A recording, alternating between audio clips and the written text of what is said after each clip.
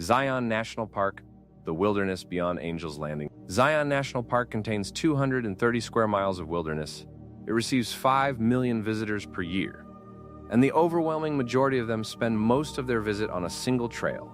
Angel's Landing, a 1,500-foot sandstone fin rising from the floor of Zion Canyon, has become so popular that the National Park Service introduced a permit lottery in 2022. Not a seasonal reservation, a permit lottery for a single trail in a single canyon in a park covering nearly 250,000 acres. The permit was not designed to protect the trail. It was designed to protect the hikers on it, because the crowd at the final chain section had grown beyond the point where the narrow, exposed ridge could safely accommodate simultaneous two-way traffic. 5 million people per year. One trail absorbing the bulk of the attention, and behind it, largely empty, the park that most of those 5 million never find. This is the story of the wilderness beyond the chain. The canyon funneling. Zion funnels most of its visitors into a 6-mile canyon corridor served by a mandatory shuttle system. On peak days, over 10,000 people concentrate in this narrow space, in a park of 144,000 acres. The crowds are not a Zion problem. They are a canyon floor problem. The canyon walls rising above that floor are Navajo sandstone, a formation deposited approximately 170 million years ago when this region of Utah was a vast erg desert, a sea of wind-formed dunes stretching across an area comparable in scale to the modern Sahara. Those dunes were buried, compressed, and cemented into rock. And then, over the last million years, the Verkin River cut downward through them, not around them, through them. The result is walls of sandstone rising 2,000 feet from a canyon floor, barely 20 feet wide in places. The curving laminations in those walls are not decorative. They are directional data, the preserved record of which way the Jurassic wind blew, locked in stone and visible to anyone who looks. 60 feet above the canyon floor, on any of the unmaintained use trails that climb the talus slopes toward the mesa rim, the park empties completely. Not gradually, immediately. The Narrows. The Narrows is widely considered the most famous slot canyon hike in the American Southwest. The Verkin River has carved a passage through Navajo sandstone where the walls can close to 20 feet apart while rising 1,000 feet overhead. On peak summer days, thousands of hikers enter from the Riverside Walk near the Temple of Sinawava, wading upstream through cold water beneath shifting patterns of light and shadow. Most turn back at Wall Street, the narrowest, most photographed section, a few miles in. Beyond Wall Street, the canyon continues for 14 more miles into the backcountry. The permit quota for the top-down Narrows route, entering from Chamberlain's Ranch and exiting at the bottom, is 80 people per day. 80. On a route that the lower section sends thousands of people into daily.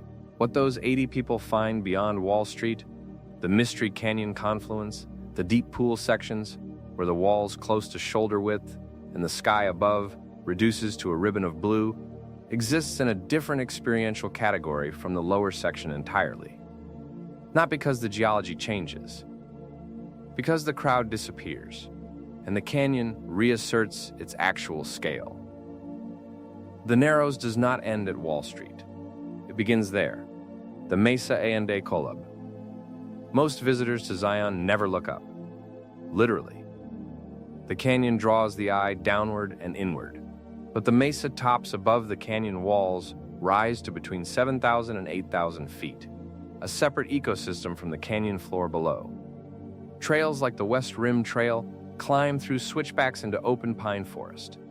From above, the canyon reads as a narrow cut in a vast plateau, inverting the sense of scale entirely.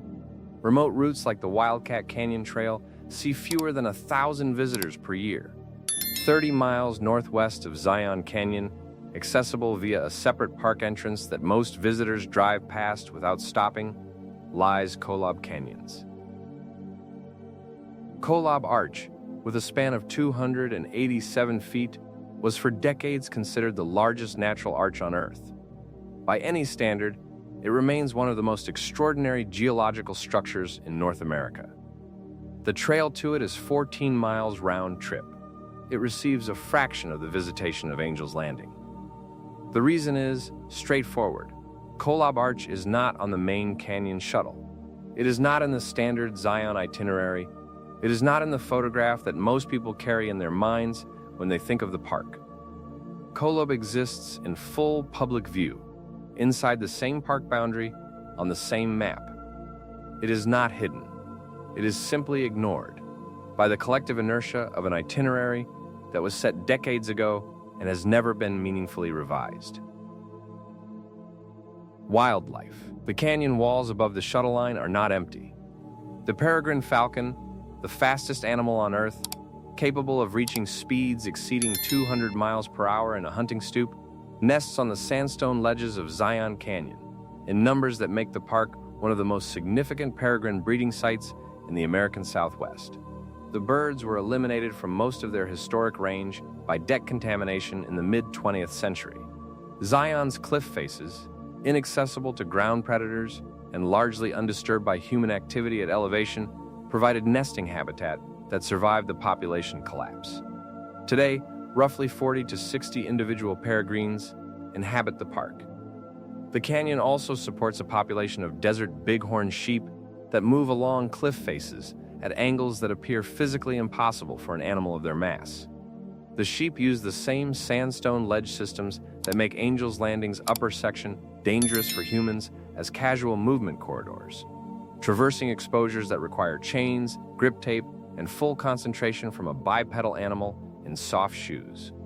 For the bighorn, they are the path of least resistance. 5 million people come to Zion each year. Most of them follow the shuttle line, walk the canyon floor, and photograph the same walls. The peregrine falcons hunting the upper airspace understand the park differently. The 80 permit holders waiting 14 miles of the Narrows on any given day understand it differently. The bighorn sheep traversing the chain ledges of Angel's Landing as a footpath understand it most directly of all. The canyon floor is the entrance to Zion. The park begins above it. If this changed how you see Zion, the guide linked in the description goes further. It covers the Narrows top-down permit window, the West Rim and Kolob Trail access, the seasonal timing that avoids the main canyon crowds, and the routes that put you on the mesa above the shuttle line. Zion rewards the visitor who looks beyond the first trailhead sign. Click the link below to get started.